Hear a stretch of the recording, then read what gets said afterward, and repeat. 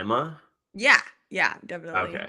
And yeah, I guess so you're like 24-ish, Mhm. 24? Yeah. What's it like being 24 these days? What's that like? It's cool. I mean, like the world is scary. Don't really know what the future holds. So just like kind of taking it a day at a time and doing stuff that's fun and spending time with my friends and enjoying life. Yeah, are you like fully enjoying life or like maybe not fully enjoying it?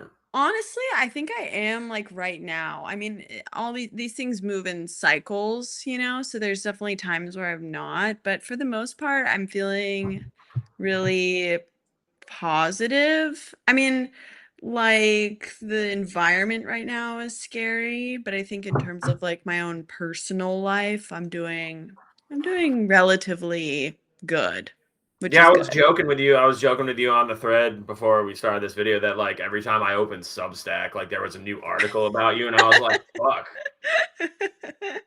forget it." No, just kidding. I'm honestly amazed by the support. Like I just hit up everyone who I knew who did a music Substack and was like, "Do you want to listen to my music?" And people were I don't so know if it made me supportive. like more excited for this video or less excited to like, but I was just like, oh, because like journalists have a thing with like exclusivity, Mhm. I don't know if you understand, but it's like if you're a writer and then you see a bunch of stories about the same subject, you're kind of like, oh fuck. I know. Well, you know what? This is special anyway, hopefully. Yeah. So yeah. I've now listened to your album like 3 times. It just came out Friday, and Mhm. it's called "Made It." So I mean, it's seeming like you made it. I did make it. I literally made it. I mean, So, when did you sign to? I love Fire Records. When did you sign to Fire Records? I was actually just like looking through their label today and like saving some things, like some albums on Title. Like I can actually tell you, like yeah. do you use Title at all? Like fuck Spotify. Fuck Obviously, everyone knows. Spotify. Yeah. Have you read Mood Machine by Liz Pelly? Amazing book. No, but It's she's just good about friends with how my Liz does a manager. great job. Like shout out to Liz Pelly. We love you. Um, Yes. your book is amazing. It's just how pretty much how I mean I'm only like halfway through it, but like still it's Yeah, just I gotta read how it. Spotify just like made everything a mood and a playlist and like killed everything. Kim Gordon was talking about that on a podcast recently, which I thought was so funny. She's like, I don't want a fucking playlist for my mood. It was silly. Nah. Yeah. But yeah, Wait, I'm using Apple Music these days. But when I was a kid, I used YouTube for like all my music discovery, which I'm really grateful for because I feel like I I don't found know. a I lot of feel cool like stuff. YouTube Music is kind of having a moment right now. Mm. Have you ever used Tidal? I've been using Tidal for a while. I love it. Yeah, yeah, It's it's actually great. one of the ones that has the best sound quality, apparently, and I can do a test. The sound on this is pretty fucking good. So you've been listening to the album on Tidal? Yeah, did you know you were on it? I mean, I guess it's good that I'm on there. That's awesome. I'm so Wait, glad. Fire Records, what did I save today? Earth and Black Noise. Mm. Do you know They just Earth? have they've just the coolest they have the coolest roster. Like I'm a huge What fan do you of know the about Chills. Marta Del Grande? Anything? Should I listen to her? Yeah, she's really cool. It's kind of like singer-songwritery. I really love her. She has like a really cool visual world as well. Like I love her videos. I've been watching her videos a lot. She just it's like really like it's giving like Euro summer vibes. Like when I listen to her, I just want to be like on a beach in Italy or something. It's really good. Is she from Italy? I don't actually know where she's All from. right, so like there's this band called Hater Mosquito. Uh-huh. Yeah. Yep. Yeah, good. Yeah, yeah, like indie rock kind of vibes. Are you like really into Fire Records and what they release? Yeah, I would say like the stuff that really I align with are like Lemonheads, the Chills, like they're kind of like older stuff on the roster, but, like, I've gotten to know the, like, contemporary stuff on the roster now, and I love it. Like, Haley Davis, who's on there, her stuff is really great. It's kinda like a Laurel Canyon type of vibe. She's based out of LA, I think, although I think she might be Are moving to you in New York LA or now. San Francisco or both? I'm in San Francisco. I'm based in San Francisco. I was living in LA for a little bit when I was working on the record, so that's why there's like some LA videos and LA related You have a songs. ton of videos, like a ton. I Yeah. was just watching them all on YouTube. Like, man, it's like more than I'm not like the biggest music video guy. Mhm. I'm more of like put an album on the turntable and like have an experience kind of Listen, guy. yeah. But person, you know. Yeah. But I also see here. I also saved. I didn't know Chris Brokaw put out an album this year a few weeks ago. I actually don't know who that is. He Is that bad? I don't know him too well. I was also reading a story today about Thurston Moore and like free jazz and like the whole he's into all this free jazz now. It's fucking crazy. Mm. I mean, yeah, all the Coltrane, like Jan Graybrek, like Peter Brotzman, Cecil Taylor, McCoy Tyner, Coltrane Okay. again, Brandy Younger. I mean, you probably don't know much about. I mean, maybe what do you know about free jazz? Anything? Honestly, when I was little, my dad used to play the free jazz radio station at all hours, like in the house. And so, like, I kind of like now I can sort of listen to it and get it, but as a child, it was deeply traumatizing to have free jazz on all the Yo, it's time. like yeah, it's not for everybody, and that was like the whole thing. It's just yeah, it can get real weird. I think there was a part where he's like, I tried to like put it on at a dinner party, and like someone was like, "Dude, Thurston, you're freaking out the kids, man." Yeah. It's like you put something else on. And he's like, ah, Yeah, but I love jazz. Like when I was little, like I lived in the East Village and like I lived in the Christadora building, which is directly next to where Charlie Parker lived. So that was like I always felt kind of like connected to jazz through like being in New York. Um I've been listening to a lot of like Dorothy Ashby. She's got this record with like a green cover. It's amazing. Highly recommend if you're into it's Dorothy. not free jazz, but it's like nice autumnal jazz vibes. So you did most of your videos in LA. I did it was kind of split, I would say, like between SF and LA, but they're all kind of like in California. And then we made the dark light video, we made in the desert, like in Joshua Tree kind of area. So like I like counted them. I wrote them all down. You have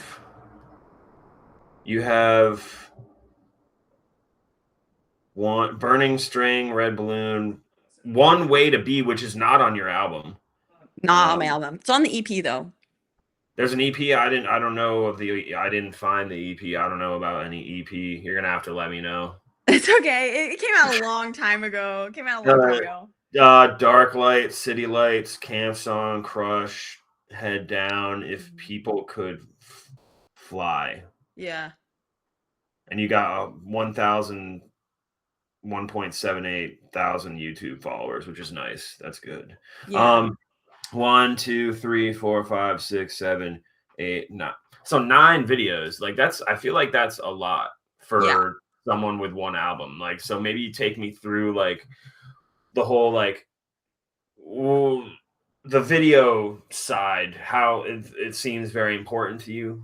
Yeah. Yeah. Well, like I was saying earlier, like as a kid, most of my music discovery happened through YouTube. And so I've always really been connected into like the music video as a way to like create a world around not just an artist, but like a song.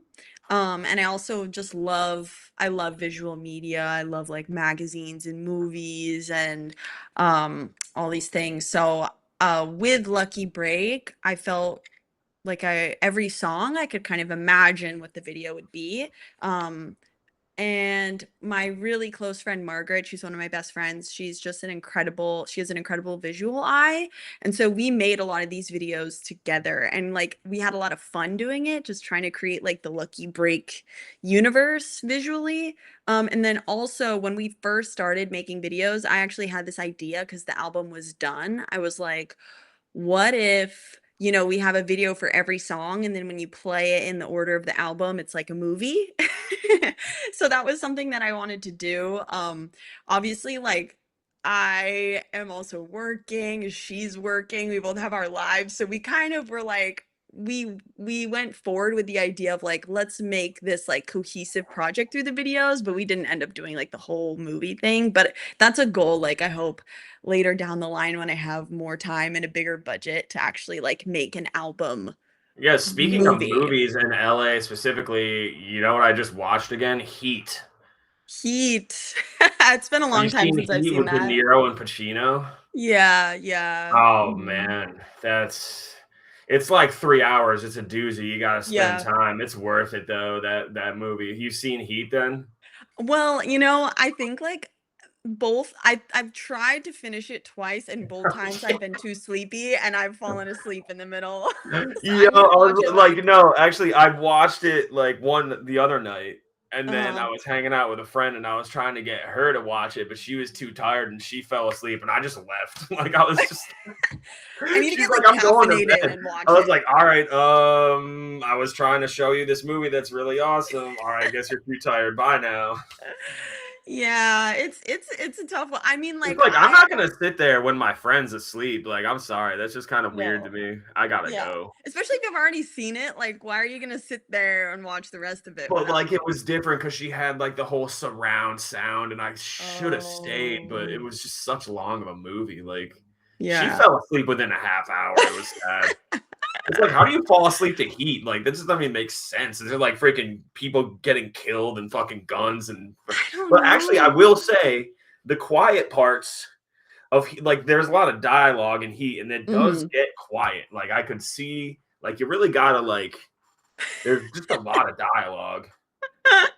Yeah, My favorite part is when De Niro and Pacino are just face to face over coffee, and like mhm. there was like this crazy rock song. He's like flying down the highway to like fucking pull him over, and it's just like, and he's like, "Hey man," he rolls down the window. Pacino's like, "How about you and me get a cup of coffee?" And he's just like, "Yeah, okay, let's do it." Wow. What do you It's like think about that? I mean, one of us is gonna end up dead in this situation at the end anyway. Let's just get a cup of coffee first. Do you think if you made a music video, it would be heat themed, heat Oh inspired? hell yeah, yeah. Can you want to be in my video? I'm down. Can I be Al Pacino? Can you direct it? Because like you have all this video experience. Like, do you direct them yourself, or like you work with someone? Yeah, me and Margaret do it together. So, yeah, it's Tell me like about teamwork Margaret. living. She's just one of my dear friends. I met her in college. I was like traveling and my friend she was like, "Oh, my friend Margaret's going to come visit. We were all going to go on a trip to get together." I'd never met Margaret before. She's like, "You'll like her," and like traveling with someone you don't know is kind of scary because you don't know if they're going to be like a terrible person to be around, Oh with man. no Oh, escape. just like fresh like that. Yeah, just fresh like that. And then we got along so well. And I was like, wow, this is amazing. I feel like, like when you meet someone, you just like click. That's what it was like. I was like, she You just know, gets me.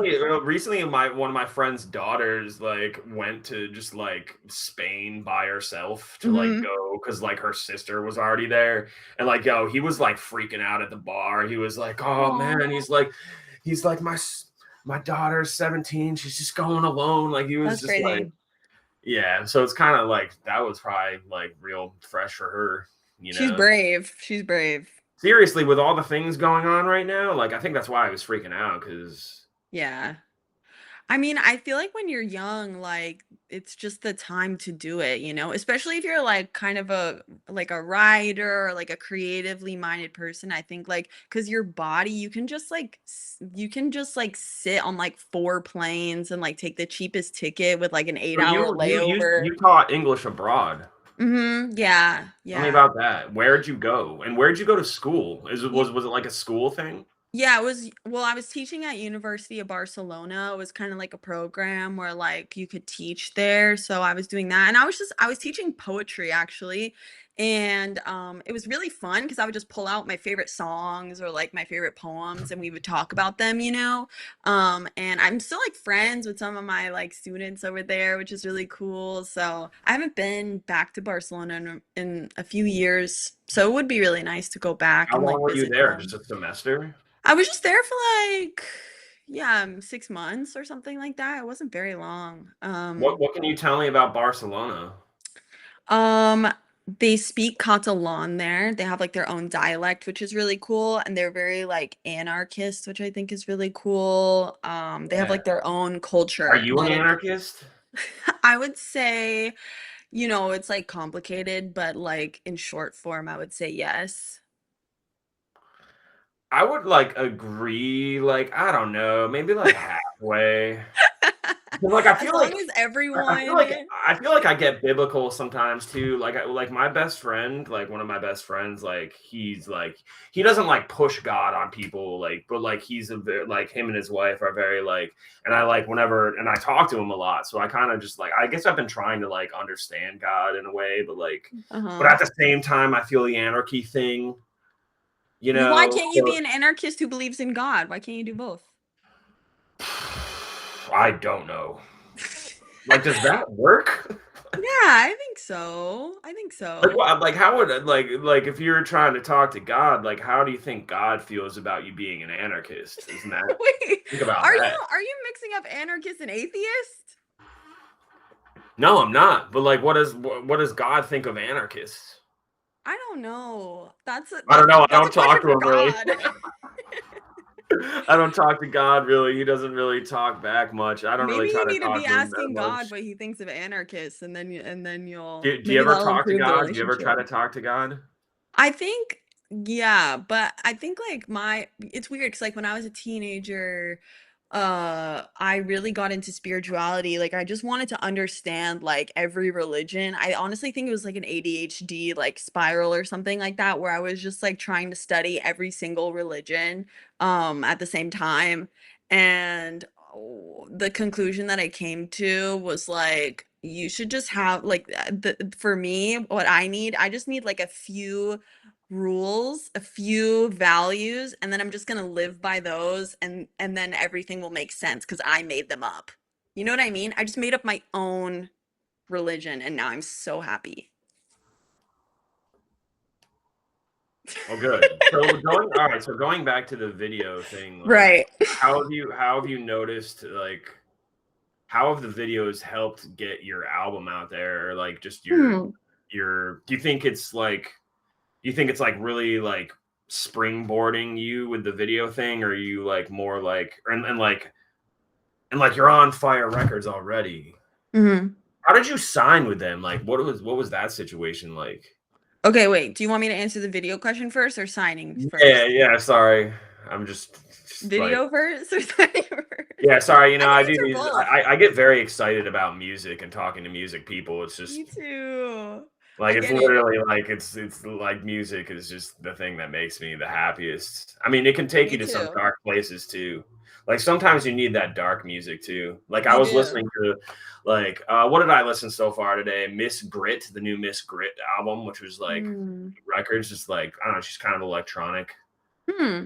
And I was listening to Shellac Hmm. 1000 Hertz. Huh. I haven't Yeah. listened to that. Shellac was Steve Albini's band.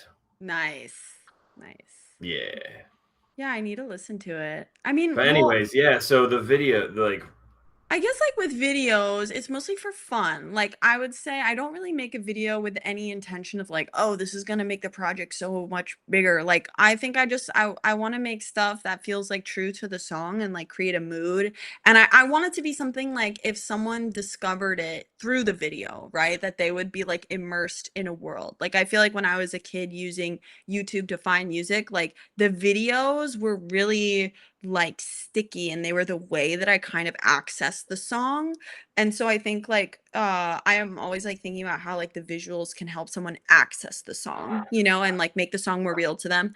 And then in terms of Fire and like how I got signed and everything, I made an EP and then I made a shitty press release, and I just started sending it to bloggers, and one of the bloggers was the Creative Independent, and that's Oh, Brandon who runs the Creative Independent. freaking Brandon.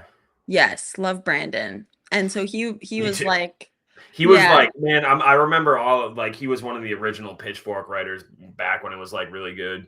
Um, yeah. like I think that's where I started getting interested in music journalism because I was Oh like wow, that's working, so like cool. I was like because I was a newspaper reporter before I started doing music journalism, like Mhm. throughout my 20s, and I just like started reading Pitchfork actually in college. Like I would go to the library and get Rolling Stones.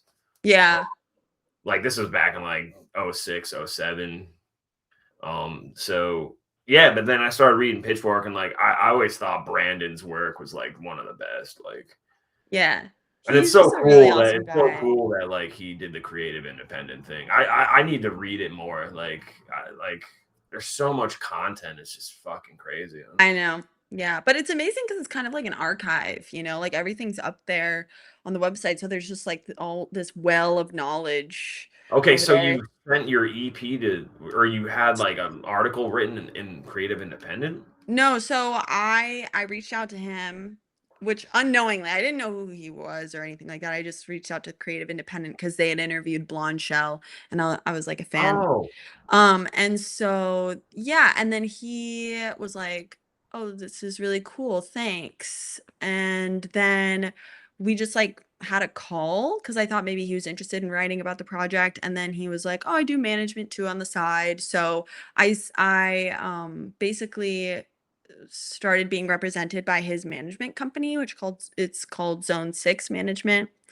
And yeah, and so he was like helping me kind of send it around, and Fire was like the first people who like really showed interest and liked it. And I waited a really stupidly long time to sign because I was kind of scared. I was like just out. I just quit my job at that point and I was a little like, because the I was working in the entertainment industry and I kind of left with like my tail between my legs and I just didn't really know what I wanted to do next. So I waited a while and then I was like, what were you doing in the entertainment industry? I was working as an assistant, which was actually a really great experience. And then I moved over to like a coordinator position and that's the role that I left. What was that? So this is after you taught abroad? Yes, yeah. It was after Did college. you say where you went to college?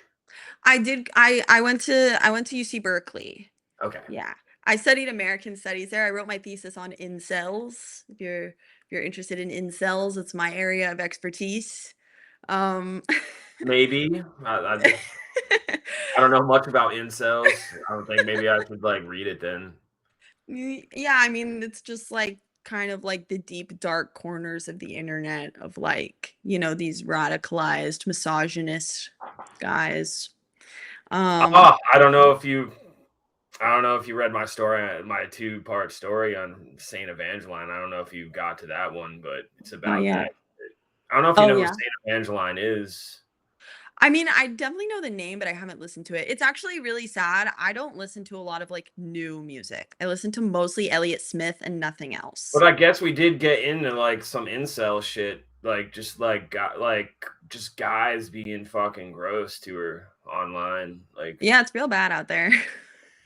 yeah, Yeah. I definitely like called those motherfuckers out real quick. Yeah. You Yeah, know, I think that's like a big reason why I was interested in studying the subculture because I pardon my French. just I'm sorry. Oh no, it's okay. This is a safe space. This is a safe space. Yeah, Um, but yeah. yeah. Substack is a safe space, but I've been hearing some things. Oh, Substack is not a safe space. But you said this is a safe, but I know This it was a different, but I went the other way. Like, Yeah, no. somebody was trying to call me a Nazi. Like, Have yeah, like, you, like, and I was like, found I shot back, and I was like, no, like, No. It's Have you like, yo, found he's like, "How'd you find my email? What are you, a Nazi?" And I was like, "Dude, you're connected to a person, Spencer Moody, who I just did a video cast with. That's it's why I sent ridiculous. like like and like I don't even know if he got back to like knowing the guy I was talking about. It was like real weird. He was just like talking about Nazism on Substack, and I was like, "Nah, dude." The internet is not a safe space, unfortunately, Ugh. but Lucky Break attempts to create a safe corner within the world of the internet. That's what I'm trying to do mostly. I'm trying to do that too, but maybe it's I'm creating a little bit of an anarchistic space. That's I don't okay. know. Probably not, but It I can don't be a think so. safe anarchistic space. Safe one. Well, you said you liked my writing. Do you think it's anarchistic? I don't think so. Well, I like that you mentioned politics in your work because I Yeah. think that like a lot of Well, mob it's not just me mentioning it's like them too, like the artists I yeah. talk to. Like it really just comes from like our both our minds. Like I know my story on Katie, like it's just like we both had political science degrees and it was just like she's just a fucking genius. So it's Yeah. like yeah. I hope you listen to her album because it's freaking awesome. But Yeah. I'm definitely going to. I mean, I love Priest, so like I need to oh get yeah, into her yeah, that stuff was a more. whole thing too, man. And well, so did you finish the Fire Records thing? So you were like working with Brandon and like his Uh-huh. management. So it just like led to Fire Records. Yeah, well, like they listened to it and they were kind of like the first people to really like dig it and they were really enthusiastic about it and they've been awesome to work with, honestly. Like I mean, they're your album is just good. so Like your cool. album is Thank good. Like you. it's like 34 minutes, good. Like it's just like I think it's just like a collection of good songs. Like Thanks. there's not a bad song on it. And Thank like you. some of them are a little different. Like Mhm. one's kind of like country-ish. There's Yep. one that's just like kind of like harder rock, like I mean, how would you describe it? Like because you Yeah. I mean, it's like I would say I indie don't really rock. do like another thing. I used to do a lot of album reviews. I don't anymore. It's just like Mm. kind of like I don't feel like there's a purpose for me to just fucking tell you. I mean, What you I guess think? I've done enough album reviews in my life. I'm exhausted with album reviews, and I'm also Mm. exhausted with question answer question answer question answer interviews. Like I just Mhm. want to like tell stories. It's just so it's like yeah, but like you made the album, so I mean, what's your review? I mean, I would say my review is that this album is like the last 5 years of my life, you know? So it's like I can see little pictures of like who I was when I started and like kind of every step of the way to like where I am now, which I think is kind of a cool gift. Like I didn't really mean to do it, but it's sort of like a documentation. It's like a journal in a way of just like my life and growing up from like 19 to 24. It's just a cool way to like see how I've changed and how like my life has changed. But yeah, I would say it's like indie rock, indie pop with a little bit of like a country influence in there, here and there. I was listening to a lot of Pavement, a lot of Liz Phair, a lot of John Prine and Lucinda Williams. So I think those kind of make their way into the record and like Elliott Smith and Fiona Apple are really influential to me. So I would I say they got kind also of like influenced because I it. told you before, like when we were chatting, that like I was listening to Julia Jacqueline. Yeah. You kind of remind me of her a little bit, a few Thank songs, you. like your Thanks. voice in a way, and because your voice kind of like isn't it like it's like all these songs are like kind of like they're kind of in like the same realm, but like they go different places, and like Yeah. She has like a and real also like your voice is just like greater than your years of life, so at thank least it you. sounds like so. Thank you. And yeah, Yeah, so I love Julia do you get the Jacqueline. like does the Julia Jacqueline reference get you? Does that get to Yeah, you? I mean, I love her. I would say like, it's funny like I didn't really start listening to her but until like a couple people She mentioned hasn't had her. an album in a while. Yeah, but once I started listening to her, I was like, I totally agree that she's probably like the most similar to like to like what I'm making, and I think it's because she's writing from like she has like a really dark, introspective, um, lyrical voice, and like she has a very open tone vocally, which I think is similar to my voice as well. And she's also guitar centered, which my songs are also guitar centered. So I think it like makes a lot of sense that, What kind you of know, guitars do you play? I play shitty guitars. I have a Fernandez, not a Fender, a Fernandez, and it's really Not old. everybody needs a Fender, Emma. Yeah, my mom handed that down to me, and then I have an Ovation acoustic guitar that my mom also handed down to me. So yeah, they're older than me, my guitars, but I love them. What? So how many you have? You have an acoustic too. Yeah, I have one How many acoustic, guitars one do you electric. have? Just two, just Just two, two. an acoustic and an electric. Yeah. Do you play like any other instruments? Yeah, I play piano. I play a little bit of like bass guitar, not much these days, but yeah, a little harmonica here and there.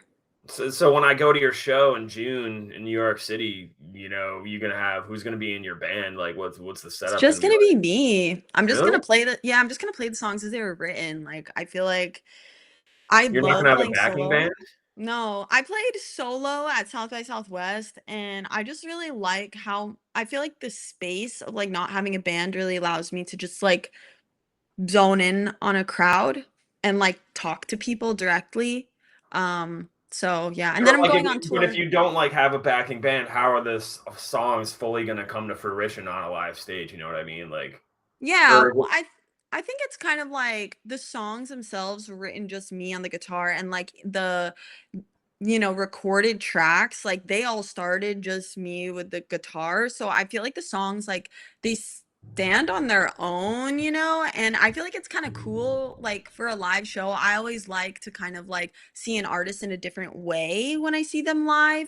So I feel like playing it in more of like an acoustic intimate setting will get people like directly like they'll be able to connect directly into the songs, and like what the words are and how I'm singing it. And yeah, it's a vibe. It's a vibe. I really enjoy just singing solo. I mean, I love playing with my band too. But it's good to travel light as well because I'm just like kind of on my own doing this. I'm going to be going so like the New York show is June 11th at Nightclub 101, and then the tour, like I'm doing a southern tour, and that's going to be like July 10th through 20th. So I'll be on the road then, and it'll where are just you be gonna me be and my playing? guitar. Where are you gonna be playing? I'm gonna release the dates soon, but there's a show like in Memphis, there's a couple in North Carolina, a couple in South Do you have Carolina. connections to the South? Like, as far like not only just like through music, but like do you have connections in the South or not really? Not really, but I'm playing with Maisie Owen, who's based out of Nashville, and she's amazing. So it'll be cool. I'll be going with her, staying with her in Nashville and all that stuff. So it'll be So that good. was your first. That was your first South by Southwest, right? Yeah. So like, take me through that because that was one of my things I want to talk to you about. Yeah. It was very interesting. I felt like a very tiny, tiny fish in a huge, ginormous pond, but it What was venues did you play? what did I play? It's been a while now. This is bad. I have the memory retention of a squirrel. Like I played at like a few bars and I had a show, like an official show. It's actually so bad. Hotel Vegas was my official showcase. Um, but I don't really remember the Liberty was one of them. Can't remember the other one. But yeah, it was great. It was 4 shows in 2 days. So it was just like, kind of in and out. But With it was with a awesome. band or just solo? Just solo, just me. All right, cool. Yeah. Yeah. I had backing tracks and then I was kind of like, it's fine. I don't need these. So I played without them. And that was great. It was just awesome. How do you decide to like run backing tracks or not live? Like, is it just a feeling? Yeah. Yeah. I think I kind of just felt like in the setting that I was in, it was just better to play just with my guitar.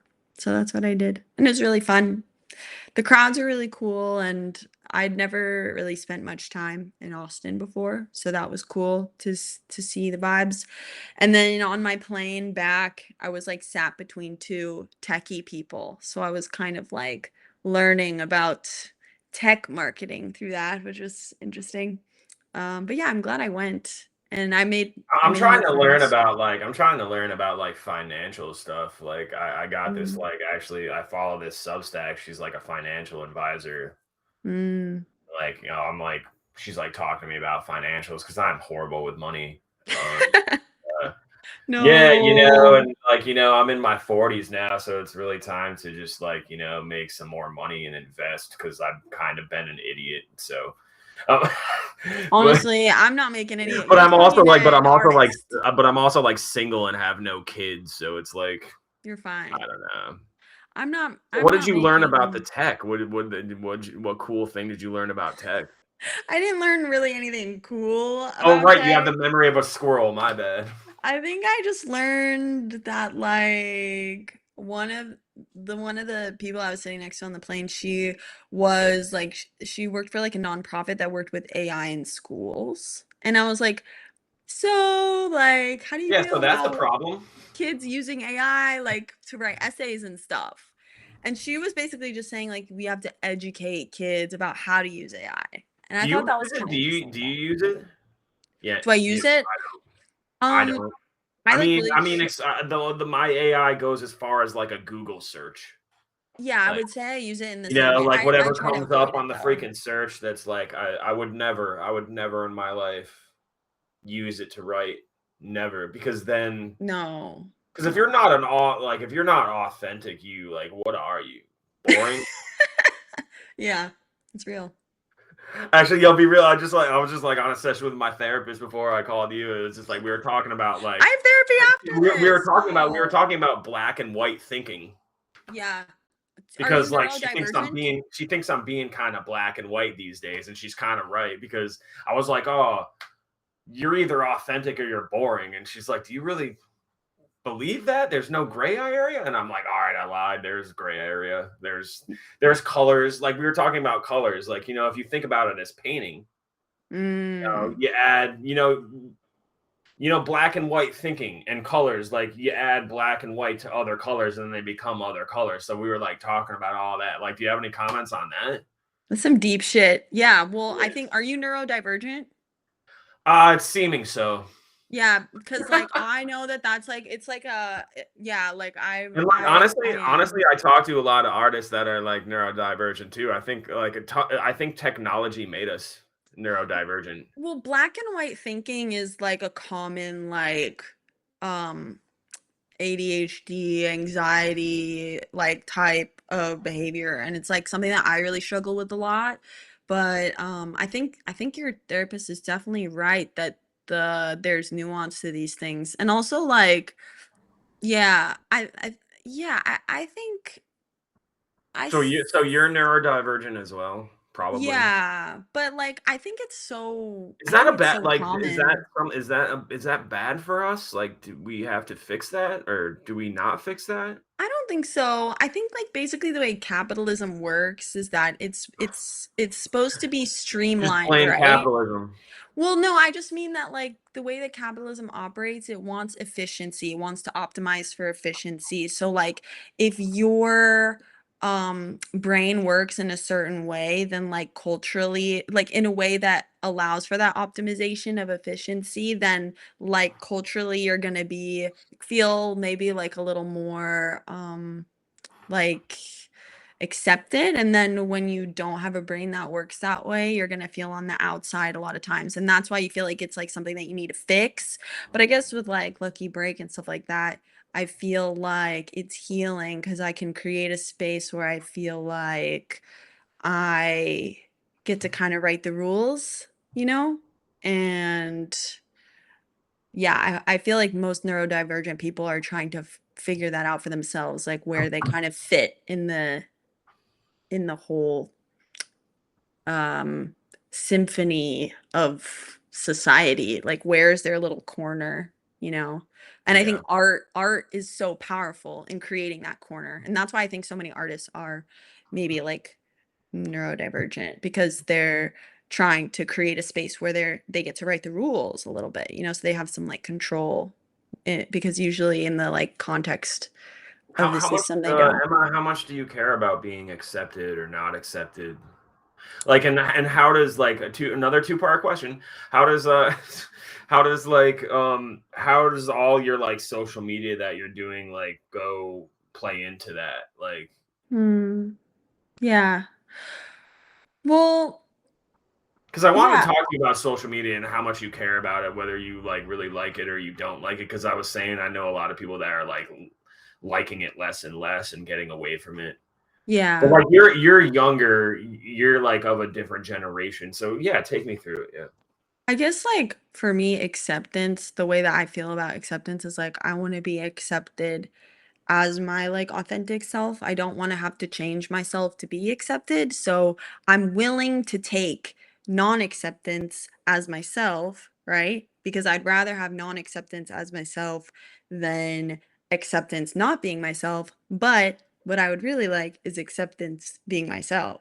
So I think social media is kind of like, mm, it's a way of curating yourself, you know? It's a way of, like, branding yourself. I don't consider acceptance on social media to be, like, acceptance of me as a whole person, but I try to be as close to my whole self on social media as possible because I want the people who are, like, seeing me and perceiving me to be seeing as close to the real thing as they possibly can, Right, you right. know? Great point. Like how much of Lucky Break is Emma and how much of Emma is Lucky Break?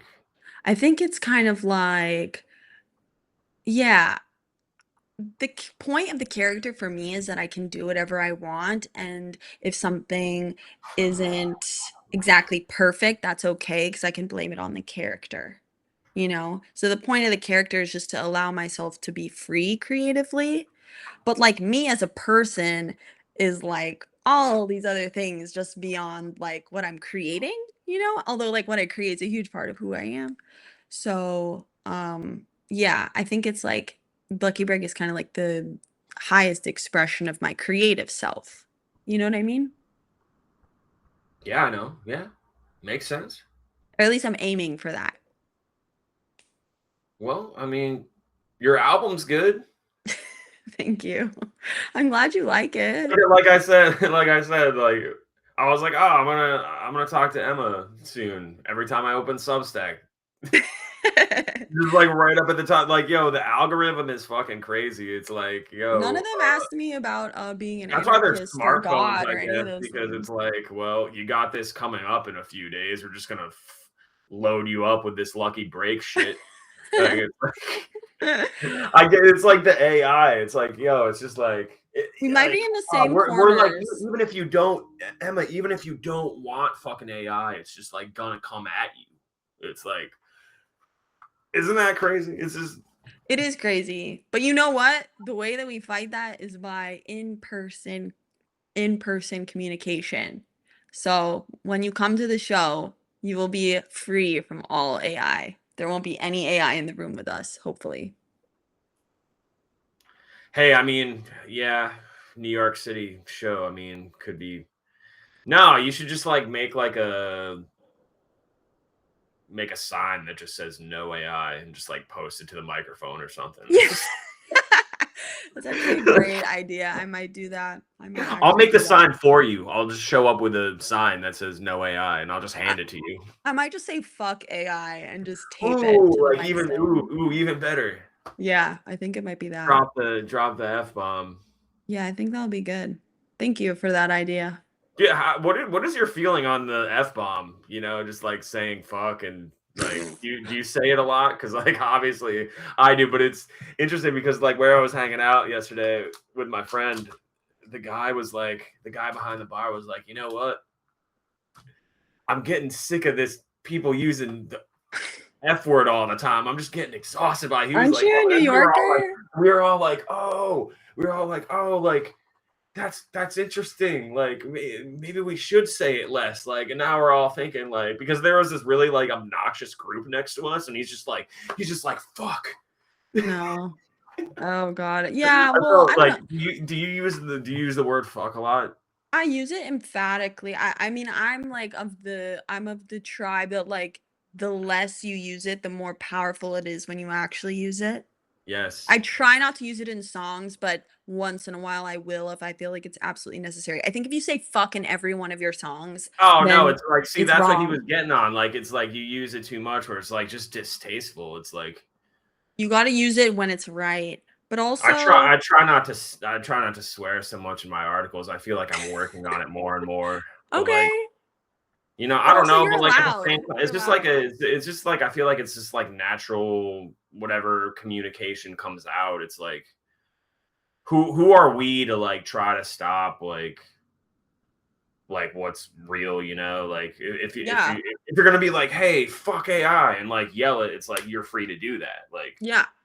and If if it's that might offend authentic, that might offend people, though, depending on where you are. it's true. Like in the Bay Area, I remember when I moved out here, like, because I was a New York City kid, so I was saying F to Oh, you're everything. And from New then, York City? yeah, and then when I moved out here, What it was borough? What like borough? East Village. East I Village. lived, yeah, in Manhattan. Oh, oh. I lived in the Christadora. What did your parents do? My dad, he had like a small indie label called Tompkins Square. I don't know if you ever heard of it, but he does like it's like archival acoustic guitar type stuff. It's really cool. And then my mom was a musician and vocal coach. She would like teach out of our apartment, and my parents divorced when I was like 7, so we were living with my mom in Stuytown for a while. So she would, like, teach out of her apartment in Stuytown, and I Did would, you like, see go your to her mom gigs. yesterday? Did I see my mom yesterday? Yeah, Mother's Day, of course. Yeah, I took my mom out to breakfast, it was nice. She got, like, a where we went to breakfast, they gave all the mothers, like, a flower. Oh, that's Yeah. cute. Yeah. Yeah, I think it's good to I always shout out my mom. She's, like, my biggest inspo, in terms of, like, having music around as a kid, like, really influenced me to become become a musician as well. Yeah. Yeah, that must be, like, if you grow up with music, I mean, you're hugely influenced by it and, like, you're just touched by it and, like, probably just will end up doing it regardless of I what other tried to run career away. I you tried to run tried to away. run away. But I'm really grateful that I had like a musical upbringing, and that I had like music around me at all times. It's like a huge gift. Do you have any, Yeah. like, fond memories as a kid? Like in New Like, York, musical ones, yeah. I think like yeah, in Tompkins Square Park, there's this guy Giuseppe who would play his saxophone, and he actually has some records out. Um, and he would play Favorite Things every day. It'd be like do do do do do do do do do do, and I just like I can literally conjure it in my mind like at any second. Like I walked by him playing that every single day, and I like when I think of New York, like I think of Giuseppe playing the saxophone. Um, so yeah, I feel really lucky that I was around so much music. I mean, the East Village is so much music everywhere. You got the Joe Strummer mural. I think it's on Avenue A. So yeah. Do you like The Clash? Yeah, yeah, I mean, that was, like, earlier for me, I don't listen to them as much anymore because I just, like, Yeah. played it so much growing up, but, Yeah. I mean, yeah, I should probably go back to The Clash, check it out again. I always go back. Um, I did, like, this essential list of, like, classic punk, and obviously London Calling was on it. That So was a long good. time ago, like, 2017. Like, Yeah. back when Vinyl Me Please was, like, a real thing. I, like, wrote for their blog, that was cool, but then Oh, they that is yeah, cool. but then, like, Vinyl Me Please, like, ended up getting weird, and then they eventually went bankrupt, which sucked, like No, I didn't know that. yeah, That's yeah, I mean, terrible. like, but they, like, resurrected with new owners, I think they're on the comeback or something, but, like, their archives are gone, like, I was meaning to, like, hit them up, What? Everything yeah, they it's wrote like is gone? yeah, it's like yeah, that's why you gotta just I mean, just back up your shit, It's just Damn. That's so messed up. I'm sorry. That's terrible. Maybe you should oh, just I rewrite mean, everything. don't be sorry to me, but, like Just rewrite it all. You probably remember what you wrote. oh, yeah, you could just, like you can just, like, change, like, essential lists if you want. Yeah, you can. Like, I have the hard copy, but, like, what if I just, like, take London Calling off that list now? That would be sad.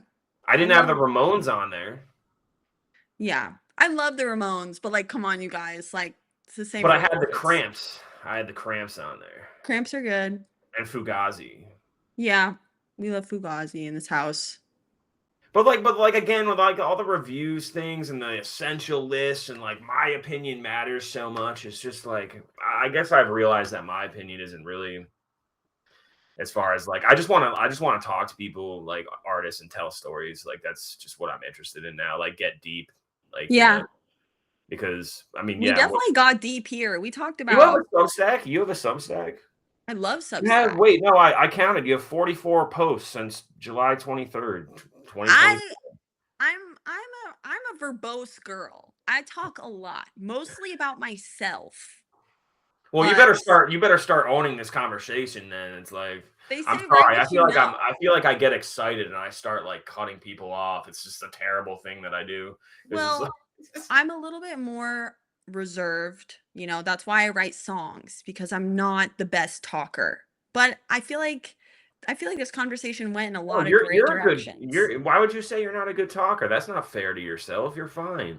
I'm a good talker. I'm just not like it's not my I'm not I would say I'm not like an aggressive maybe talker unless So I so make a like point of it. what's your relationship with Substack? Like, I haven't had time to read much of your stuff yet because I've been like It's not that good. researching your music, but I just kind of write whatever I'm thinking about or processing kind of out loud. I think I started maybe like writing little meditations or something. Like I've always been a journaler. I've been keeping a journal since I was like 13. So I just kind of like write about my personal life and stuff like that. I wrote about like my big breakup when it happened like over a year ago. I just basically put everything that should be private on a public forum because oh, I know, me it's too. Yeah, it's like gotta be careful. if you're going to be traumatized, you might as well monetize it. That's what I believe, you know? Yeah. Yeah, Monetize your trauma. I've made some mentions of, things in my articles. But like I like being authentic and personal. It's like has a flavor to it. You can like What good do you do? that's how you build trust with your collective and your network. Like that's But it's like like, really, who are you serving by like not just sharing everything?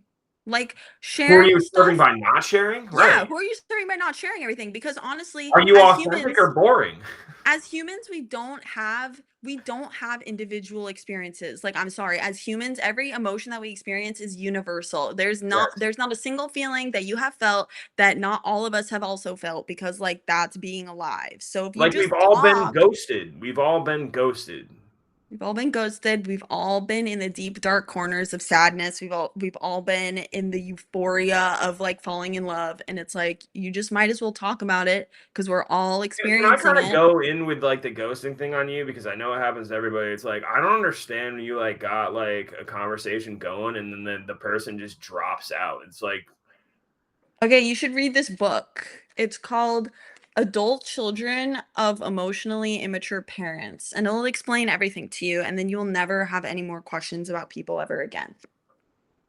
oh, just like it'll like solve the ghosting issue too. It'll solve everything. Wow. I mean, can you kind of give me a summary? Like what? Okay, basically, it says that. Okay, I read this book after my first big breakup and it really changed things for me. It basically talks about anxious and avoidant attachment, essentially. But it also talks about like how to spot emotionally immature people and all these things. And yeah, it's You know what's really, funny? really good. I've been told that I'm emotionally. What did you say? Immature? Yeah. I mean, Then you I should am read it. You sometimes. should read it. You should read it. I'm also being told by my therapist to read a book called Nonviolent Communication. Yeah, yeah, my boyfriend Like actually just read like, that. because like I'm kind of aggressive on the communication sometimes, I guess. But I mean, Yeah. yeah, there's so much to learn about yourself, Emma. God. It's a Like, journey. yeah. Oh, speaking of books, the Burning String video, Uh-huh.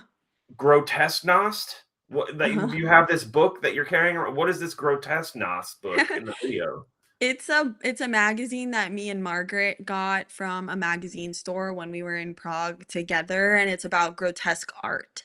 And like I think a lot of like that video and what we were exploring with that song was like the grotesque and the pure and like the dichotomy between the two. So that's why we brought some of the art from that book Do you have any into examples of pieces of art that are, like, mentioned in that book? like Hieronymus Bosch. Do you ever look at any Hieronymus Bosch? Like I think it's called like the Garden of Eden or something like that. And there's all these like weird little people and these weird magical beings. It's pretty good art. So I'm is there also wearing anything yeah. shorts with Hieronymus Bosch on, like the art piece on the shorts in that video. So you can see I'm wearing shorts with Hieronymus Bosch's art on it. Are you big into artwork? I'm not like a snob or anything, but I love all art. Yeah. Do you have any, like, favorites? Mm. Like when I was a kid, I used to go to the Met with my mom, and she always loved like Rembrandt and Renoir. So I would say like those two kind of are some of my favorites just through like osmosis of like loving what she told me I should love, you know? Oh, and speaking of your video, like, the video for, Hands Down with the angel wings Oh, head down. kinda reminds me which has that song has a great line, "I don't see the sickness, it just follows me around. I don't speak to witness so I can hear myself out loud." Whoa, Mm. that's deep. Thank you. But the video kinda, like, with the angel wings kinda reminds me of Hatchie a little bit. Do you like Hatchie? Patchy. I don't know who that is. Oh, check her out, you'll like it. Okay, I will. Patchy. I'll definitely check Yeah, out she some. had this really, like, awesome song that I mentioned on, like, my best songs from 2025. If you go to that post, it's in there, Okay. the video's in there. Yeah, Not to be confused it's with just like Waxahachie. well, Waxahachie is a whole thing, you know? Yeah. Waxahachie is great. Love Waxahachie. We all do, you know, Yeah, she's got a lot of music to love, it's true. and, it's interesting how she, like, started as, like, a punker and, like, is now, you know, just like Yeah, like a real presence in the Americana, so it's, like, just the best. Grammy nominated as well, like, wow. And Uh, she's gonna have a baby soon. saw that. You're up to date Yeah. on news. She's gonna have a Waxa mini. She's gonna have a Waxa Oh. mini. You're cracking me up. So, like, that lyric that I just read, Uh-huh. like, what is that? Because that really struck me. Where did that come from? I think this line. I've always been really interested in the concept of like a shadow following you around, shadow presence following you around. So I think it kind of came from that visual of like I don't see the sickness, it just follows me around. Like dissociating, I think is kind of like what that line's about. And then I don't speak to witness just so I can hear myself out loud. That's kind of like this idea of like I'm not talking to like this is like I think it's a way of me kind of talking about like uh dissociation in a way because it's like I don't speak to witness, like I'm not talking to people to like see them, or I'm not talking to people to connect with them. I'm just talking to hear myself out loud. I'm just talking to like talk. And I think like social media, I think that's kind of like about social media in a way where like I'm not sharing myself to like connect with people. I'm just doing it to prove that I exist, you know? So I think like a lot of the like shallow aspects of connection, like that's kind of like how I see it. That makes sense. Yeah. And, like, another thing, like, I saw that you had, like, a YouTube video, like, titled "Your Shame Is Actually Love." Mm-hmm. I didn't actually get to watch it because I had to watch so many of your music videos, but, I literally watched, like, all 9 of them in a row. Aw, I'm I glad you never do did. that. Like, I don't watch music videos like that. I don't know, like, it was fun. I'm They were glad you all thought they were fun. Yeah, they're good videos. You know, they're just yeah. I mean, I would just say like, yeah, you got good stuff. So, what is your shame is actually love? What like what were Yeah. you talking about there? That's a poem that I wrote. I have like a couple guided meditation slash poems on my YouTube. Um, but that one was just basically about how shame is grief because it comes from wanting to like be accepted and not being able to be accepted, and then grief is love because like it's all of that love that you had for another that like couldn't really be accepted because that person wasn't able to accept you and thus they weren't able to accept your love. So that shame is really coming from you loving and not being loved back. So shame is like this unrequited love in a way. Um, but yeah, so that's what that one was about. Sometimes I like go on these little tangents about like feelings and then I write about them and then I put them up on my YouTube. Right. Yeah. And so, did we talk about Jessica Thompson? No. You didn't talk about the production quality. The production quality is quite good. Thank you. Yeah, my friend Elliot Woodbridge did that and then Jessica mastered all of it and she's like a wizard. And so is Yeah, Elliot. she's done. I was looking her up. She's done some prominent stuff, like prominent artists, right? I forget who. Do you know? Yeah.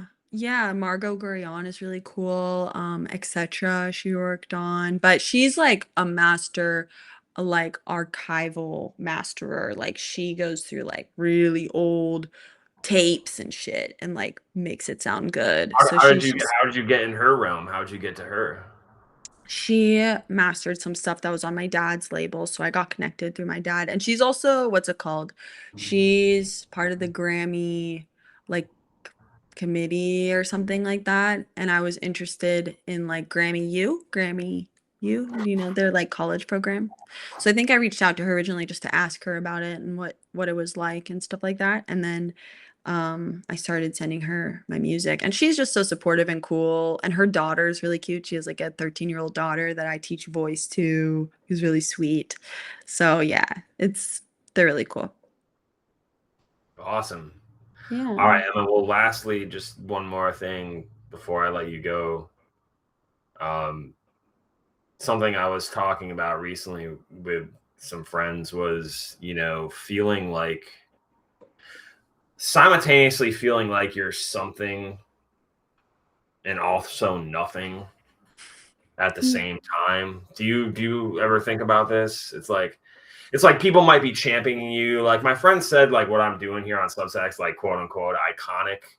And I was like, oh man, I was like, I don't hear that a lot. But it's like nice to Mm. hear. But like then like okay, so like, you don't want to like have too much of an ego, you know? Yeah. You gotta try to like keep that ego at bay because like if Mm. too big of an ego is bad. But like you want to feel like what you're doing is important. You want to feel like something. But like at the Yeah. but there are times like I feel like what's going on? Like what's the point of all this? Like do Yeah. you know what I mean? Like simultaneously Yeah. feeling like something and nothing. Yeah. Yeah. Yeah. Yeah. Definitely. Well, I think like all of it is essential to like living an examined life. Like, you know, feeling like something is an ego based kind of place to be. You know, you're thinking about what am I doing? What am I contributing to life? And that's like an important aspect of being a person because that's your fire, that's your passion, that's like what gives you purpose, right? But then, like, feeling like nothing, you know, is also kind of a beautiful space because that's just freedom, you know? And like if nothing you do really matters, if it doesn't impact anything, then all you're left with is like, well, what makes me happy? Who am I? You know, why what am I going to do with this short time that I have on earth, you know? You know, you have this like I read this reference that you made like it's like the pain of seeking freedom. Like you know, you're kind of talking about that right now. Yeah, I think that's what it is, you know? Like figuring out how to create a life that's like meaningful to you, you know? And like doing doing with like your one life, like doing something that's meaningful to you, Yeah, and you're you gonna know? have people that are, like, gonna shit on you along the way. Of course. So you Yeah. have to deal with that too. Yeah, but also, like, when people shit on you, it doesn't reflect on you. You know, it's like what those people are kind of like going through. Obviously, there's always room for improvement, right? But it's like, I don't know, when I was a kid, I was bullied a lot. And like, I just kind of refuse to believe that things that people say about you that are negative are like really about you. I think they're usually reflections of like pain that someone else is kind of like going through. And I think like constructive criticism is different, from like someone hating on you, you know? Alright. Well said. You can No, let it seriously, marinate. no, seriously. No. You alright? You alright? You good? Yeah. No, this is so fun. Thanks so much for chatting with me. I'm excited to see Yeah, you at the it was a lot of show. fun, It'll be really fun. Yeah. And this was super fun. I really appreciate your questions. And yeah, it was really awesome. and I appreciate Made It. You made it. Yay. I did Your make album's called it. Made It, Lucky Break. I mean, Yeah. wait, we Yeah. didn't like I mean, like, I don't really like asking too much about like band names or artist names, but like I think this just like it like seems like you're kind of having a break right now. So it just like it's like you kind of predicted the future in a way. Or I made it. I made it the future with my witch powers. Yeah, I'm having well, fun. thanks for the great album, and I'll see you in New York on Okay, June 11th. And I'm gonna cool. bring my fuck AI sign. Yes, please. Yo, let's both make one. Let's both make a sign and see whose is artistically better. Sounds great. All I'll right, see you have there. a good day. You too. Bye Bye. bye.